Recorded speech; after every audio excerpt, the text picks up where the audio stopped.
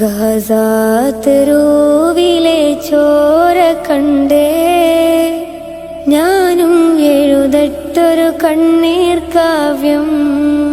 പിഞ്ചോമന മക്കളെ ചോരക്കായി ദാഹിച്ചലയുന്ന ചെന്നായ്ക്കൂട്ടം. മരിച്ചത് ഞാനല്ല നീയാണ് മുസ്ലിമേ.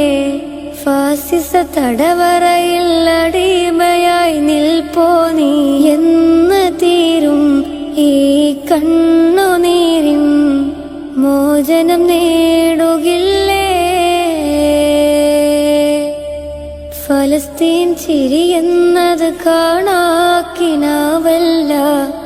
അറബിപ്പൻ വിളയുന്ന കാലം വരുന്നുണ്ട്.